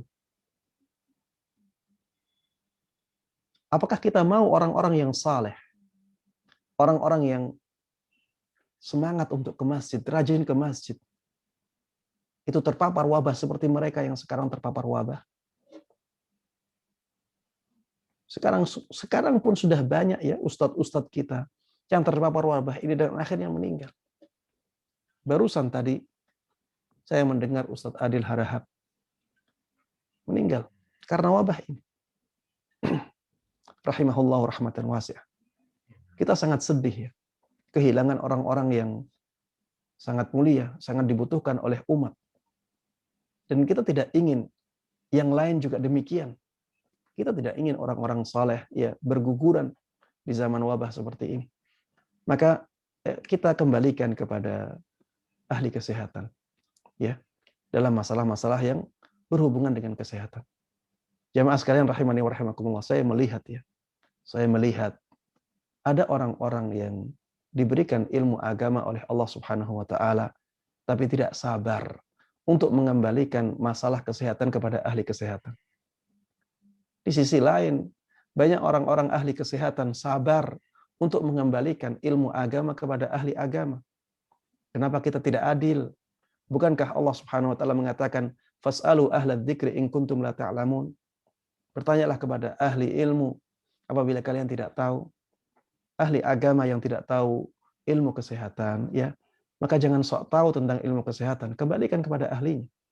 Sebagaimana ahli kesehatan yang tidak tahu ilmu agama, jangan sok tahu tentang ilmu agama, kembalikan kepada ahli agama. Seperti itulah Islam mengajarkan. Ya, saya melihat fenomena seperti ini. Banyak orang-orang yang diberikan ilmu agama tidak sabar mendengarkan penjelasan dari ahli kesehatan. Maka jangan sampai kita demikian.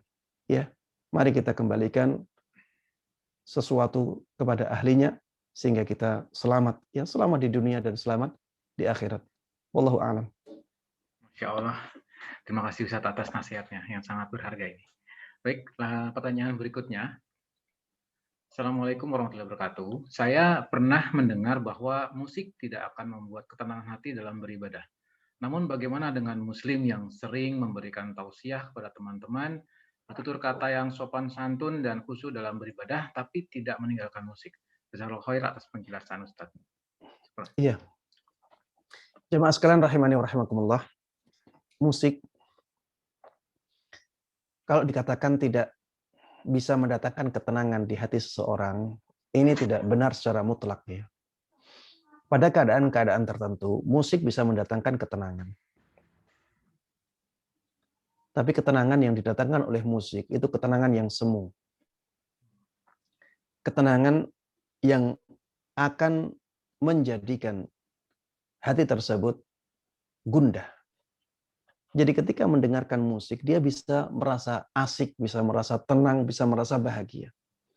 Tapi kebahagiaan tersebut kebahagiaan yang sementara, kebahagiaan yang semu. Makanya kalau dikatakan musik itu tidak bisa menenangkan hati sama sekali, kenyataan tidak demikian. Ya, kenyataan tidak demikian. Tapi kalau dikatakan bahwa musik tidak bisa mendatangkan kebahagiaan yang hakiki, maka itu benar. Karena memang secara nyata terbukti ada orang-orang yang bisa tenang dengan musik. Tapi ketenangan tersebut, ketenangan yang sementara, ketenangan yang semu. Setelah itu dia gundah lagi. Setelah itu dia merasa tidak tenang, tidak bahagia, merasa tidak tentram. Itulah musik. Dan ketika seseorang mendengarkan musik, ya, kemudian ternyata dia masih bisa memberikan nasihat kepada orang lain dengan nasihat-nasihat yang bagus menurut kita, ya, dan bisa menenangkan jiwa manusia nasihat-nasihatnya, maka ini sesuatu yang biasa terjadi. Ini sesuatu yang biasa terjadi. Bisa jadi seseorang melakukan kemaksiatan, tapi di sisi lain dia tetap memberikan nasihat kepada orang lain, bisa jadi. Dan bisa jadi seseorang tidak tenang hatinya, tapi dia menenangkan orang lain. Bisa jadi ustadz tersebut, misalnya yang dipanggil ustadz itu, yang masih mendengarkan musik, bisa jadi hatinya tidak tenang. Tapi memberikan nasihat kepada orang lain dengan nasihat-nasihat yang menenangkan. Bisa jadi. Bukankah setan kadang-kadang memberikan nasihat kepada orang lain dengan nasihat-nasihat yang kelihatannya bagus? Disebutkan oleh Ibnu Qayyim rahimahullahu ta'ala. Kadang-kadang setan itu menggoda kita dengan godaan yang kelihatannya baik. Tapi sebenarnya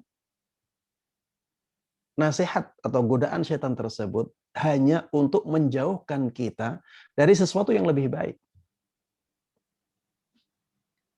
Jadi setan tidak bisa mengganggu kita dengan sesuatu yang buruk. Akhirnya paling tidak menjauhkan kita dari sesuatu yang sangat baik yang sebenarnya masih bisa kita lakukan. Kita diberikan sesuatu yang di bawah itu, walaupun masih baik. Ini tingkatan godaan setan. Ya. Dan pada keadaan seperti itu, setan akan memberikan kita sesuatu yang kelihatannya baik. Padahal tujuannya adalah menjauhkan kita dari sesuatu yang lebih baik lagi. Dan jangan sampai kita menilai agama ini dengan perilaku seseorang. Jangan sampai kita menilai agama dengan perilaku seseorang. Kalau misalnya seseorang melakukan sesuatu, maka berarti itu baik. Jangan sampai seperti itu, ya. Kembalikan agama ini kepada dalilnya. Jangan kepada person-person tertentu. Nanti jadinya kita terjatuh ke dalam sikap fanatik kepada seseorang. Dan kita tidak boleh fanatik kepada seseorang. Kita hanya boleh fanatik kepada dalil. Kita hanya boleh fanatik kepada dalil.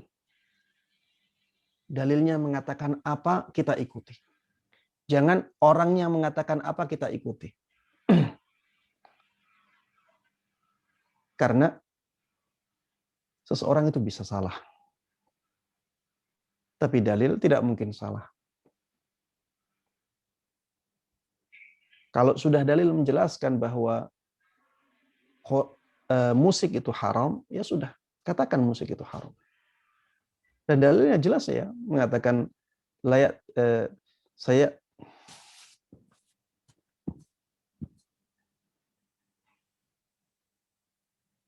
dalam hadis yang diriwayatkan oleh Imam Bukhari, ya, di dalam kitab sahihnya, beliau mengatakan akan benar-benar ada banyak kaum dari umatku yang mereka menghalalkan perzinaan, mereka menghalalkan khamr, mereka menghalalkan sutra bagi laki-laki, dan mereka menghalalkan alat-alat musik.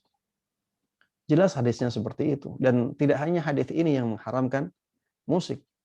Hadis-hadis banyak yang lainnya yang mengharamkan musik. Bahkan ayat-ayat ya di sana juga banyak ayat yang mengharamkan alat-alat musik. Maka kembalikan kepada dalil, jangan kembalikan kepada orang-orang yang mengaku sebagai seorang muslim ya, tapi kadang-kadang meninggalkan dalil-dalil tersebut. Karena kalau kita mengembalikan kepada orang-orang ya, maka kita akan semakin jauh daripada dalil ya. Kita akan semakin jauh dari kebenaran ya. Karena orang ini akan terus berinovasi, akan terus mengembangkan pemahamannya, dan semakin lama akan semakin jauh. Semakin lama akan semakin jauh. Karena menjauhnya seseorang dari sunnah itu, dari kebenaran, itu sedikit-sedikit. Sedikit-sedikit. Nanti kalau sudah lama akan terlihat bagaimana jauhnya dia dari kebenaran. Maka waspadalah akan keadaan-keadaan seperti ini. Setan itu menggoda manusia dari langkah-langkah yang kecil untuk waktu yang lama, agar manusia itu tidak merasa disesatkan. Wala tattabi'u khutuwatis syaitan. Kata Allah Subhanahu wa taala, jangan sampai kalian mengikuti langkah-langkah syaitan. Jadi bukan satu langkah. Tapi syaitan menggoda manusia itu dengan banyak langkah, banyak tahap. Maka kita harus waspada ya, dan kita selalu berusaha untuk mendekatkan diri kepada dalil ya, bukan kepada perkataan seseorang. Wallahu a'lam. Insya Allah, syukur Ustaz atas penjelasannya. Baik, berhubung waktu mungkin ini satu pertanyaan terakhir lagi Ustaz. Baik. Assalamualaikum, bagaimana supaya paham dan mengamalkan ilmu yang ada? Apakah ada amalan hati yang khusus supaya mudah memahami dan mengamalkan ilmu? Fadol. Baik. Sebenarnya ya, kalau kita ingin mempelajari agama dan bisa dengan mudah, yang pertama kita harus perhatikan adalah hati kita. Kita harus bersihkan hati kita. Karena ilmu agama ini tidak akan mudah dimasukkan ke dalam hati yang penuh dengan penyakit, penuh dengan kotoran. Maka sebagaimana ketika kita akan memasukkan air ke tempat ya, kita harus bersihkan tempatnya dahulu. Kita harus bersihkan tempatnya dahulu, bagaimana tempat tersebut tidak kotor ya. Kemudian bagaimana tempat tersebut tidak ditempati oleh sesuatu yang lain, agar ketika kita kucurkan air ya, maka airnya bisa masuk benar-benar di tempat itu. Dan ketika air sudah masuk, airnya tidak keruh. Maka hati kita juga demikian ya. Sebelum kita memasukkan ilmu ke dalam hati kita, maka kondisikan hati kita. Kondisikan hati kita dengan sebaik mungkin. Hilangkan kotoran-kotorannya. Kemudian kita belajar ilmu agama dengan sebaik mungkin. Dan belajar dengan sebaik mungkin, ini banyak caranya ya. Seperti misalnya kita harus memulai dari sesuatu yang paling penting bagi kita. Dan biasanya sesuatu yang paling penting bagi seorang mukmin adalah bab akidah, bab keimanan. Jadi mulailah belajar dari bab keimanan, sebagaimana Rasulullah Shallallahu Alaihi Wasallam dahulu memulainya. Jadi di Makkah ya, di fase dakwah Makkah ya, Rasulullah Shallallahu Alaihi Wasallam menekankan masalah keimanan, masalah akidah, masalah tauhid. Hal itu bisa kita lihat pada ayat-ayat yang Allah turunkan ketika Rasulullah Shallallahu Alaihi Wasallam masih berada di Makkah sebelum beliau hijrah. Ayat-ayat tersebut menjelaskan tentang keimanan kepada hari akhir, ya, keimanan kepada para malaikat, keimanan bahwa nantinya seseorang akan mempertanggungjawabkan amalnya masing-masing, ya, keimanan bahwa yang membawa firman, membawa Al-Quran itu malaikat Jibril. Coba lihat ya ayat-ayat tentang ayat-ayat yang diturunkan di fase Makkiyah. Surat-surat Makkiyah itu, ayat-ayat Makkiyah. Coba lihat. Mayoritas, ya, mungkin 90% lebih menjelaskan tentang keimanan, menjelaskan tentang akidah, menjelaskan tentang tauhid. Maka kita juga demikian ya. Orang-orang kita sebagai orang yang ingin belajar ilmu agama, maka mulailah dari akidah. Kemudian ketika belajar akidah, ya, belajarlah dari orang yang ahli. Jangan baca sendiri. Karena kalau kita baca sendiri, bisa jadi kita salah memahami. Kecuali kalau kita tidak bisa mendapatkan orang yang mengajari kita akidah, maka bacalah buku-buku yang dikarang oleh mereka yang berpaham ahlus sunnah.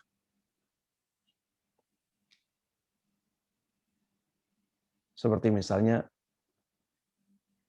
buku-buku yang ditulis oleh Syekh Utsaimin rahimahullahu taala. Buku-buku akidah yang ditulis oleh beliau, ya. Mungkin banyak diterjemahkan ya di negara kita. Beliau ketika menjelaskan akidah, ya, beliau pilih kata-kata yang mudah.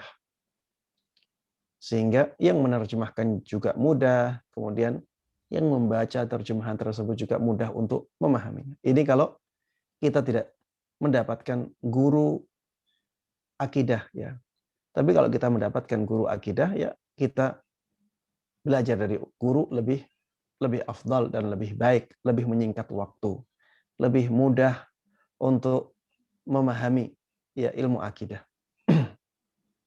Kemudian ketika kita belajar ilmu agama, ya, ketika kita belajar ilmu agama, kita harus punya semangat untuk mengamalkannya. Walaupun yang kita dapatkan sedikit, tapi amalkan. Dengan mengamalkannya, maka kita akan melihat manfaat dari belajar kita. Sedikit kita amalkan, nanti ada perubahan yang besar dalam kehidupan kita. Dan perubahan tersebut akan mempengaruhi hati kita. Dan dengan demikian kita juga akan merasakan manfaat dari belajar agama. Walaupun terlihat remeh, lakukan. Itu sunnah Nabi Muhammad SAW, ini ajaran Islam. Kemudian berusaha, ya ketika belajar agama, berusaha untuk mengajarkannya kepada orang lain. Kita dapat sedikit, ajarkan kepada orang lain. Dapat sedikit, ajarkan kepada orang lain. Itulah yang bisa menjadikan ilmu agama kita semakin berkembang. Makanya Allah Subhanahu wa taala mengatakan, "Wattaqullah wa yu'allimukumullah." Bertakwalah kalian kepada Allah dan Allah akan memberikan ilmu kepada kalian. Ya. Dan Syekh Utsaimin rahimahullahu taala sering kali menyinggung masalah ini, bahwa zakatnya ilmu agama itu adalah dengan mengajarkannya kepada orang lain. Dan zakat sebagaimana dikatakan oleh Allah Subhanahu wa taala dalam harta itu bisa mengembangkan hartanya. Maka dalam ilmu juga demikian, ketika ilmu dizakati, maka ilmu yang didapatkan oleh seseorang akan semakin berkembang. Dan itu terlihat sekali ya. Ustadz-ustadz yang sudah lama mengajarkan ilmu, ilmunya akan semakin berkembang, akan semakin terlihat. Karena ilmu agama ini akan menarik ilmu agama yang lainnya, yaitu taufik dari Allah Subhanahu wa ta'ala. Kemudian di antara yang penting untuk diperhatikan ketika belajar ilmu agama adalah memilih teman-teman dekat yang seakidah. Memilih teman-teman dekat yang semangat menuntut ilmu agama sesuai dengan tuntunan Rasulullah Sallallahu Alaihi Wasallam, sesuai dengan faham Ahlus Sunnah wal Jamaah. Jangan sampai salah memilih teman belajar. Tapi kalau kita sendirian mampu, ya sudah sendirian. Tapi kalau seringkali seseorang itu membutuhkan semangat dari temannya, maka cari teman-teman yang semangat untuk belajar, tapi hati-hati ya. Hati-hati, harus yang sefaham, ya, punya pemahaman Ahlus Sunnah wal Jamaah. Kemudian banyak berdoa kepada Allah Subhanahu wa taala agar Allah memberikan taufik kita dalam mempelajari ilmu agama, ya. Kalau kita punya keinginan untuk terus berdoa, ya, maka apa yang kita minta dalam doa kita itu akan ada usaha dari kita untuk mewujudkannya. Kalau kita misalnya ya berdoa, ya Allah, berikan taufik kepadaku dalam belajar ilmu agama. Dan itu kita ulang-ulang dalam doa kita.